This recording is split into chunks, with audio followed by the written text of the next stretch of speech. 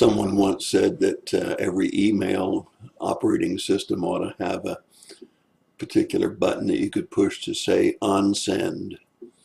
Having thought about what you said when you sent the email, you'd like to take it back before it reaches the recipient.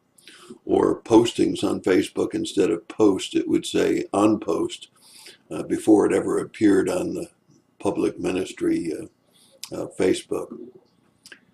I think that we Christians in particular have to be very, very careful with our tongues.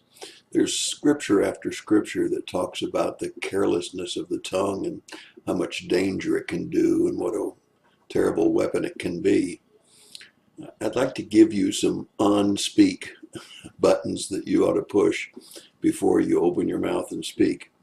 Now, I got to admit that I struggle with this too. Lots of times I speak when I wish I hadn't. Sometimes I post before I should, and sometimes I would like to get back an email that I sent. Nevertheless, I think that there are 5 good tests that we can test before we speak. I call it the 5-question pause before you speak. 5-question pause before you speak. First, let me give you the scripture verse. It's very, very important that we understand this is a scriptural basis.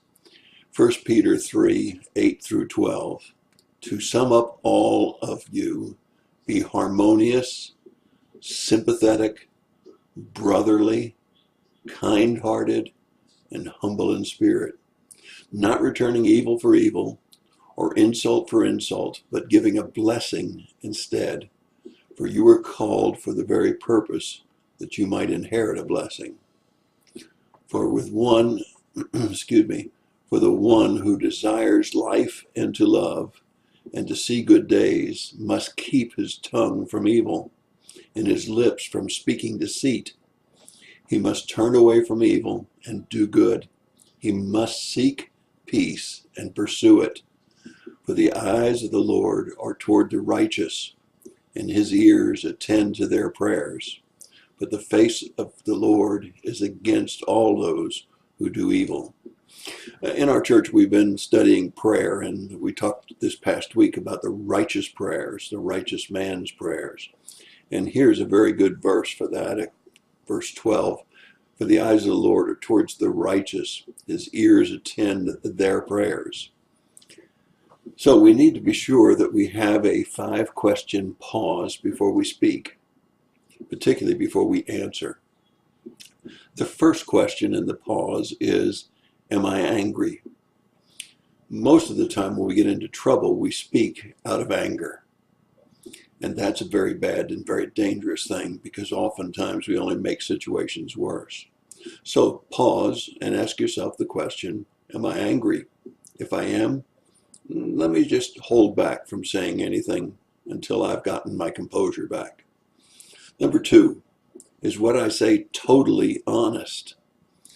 You see, very often we can rationalize, justify, shade, half-truths.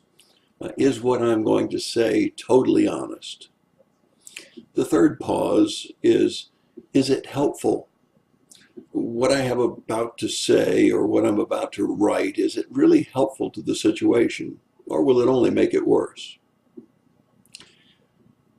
Number 4, is it godly? Whenever we think about saying things, we need to say to ourselves, is this godly? Is this edifying? Will this build up the saints instead of cause dissension and heartache and conflict?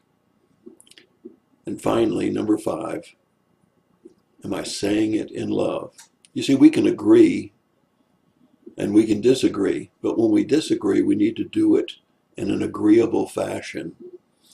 We can certainly all justify having a disagreement with someone, but we don't have to do it in an angry or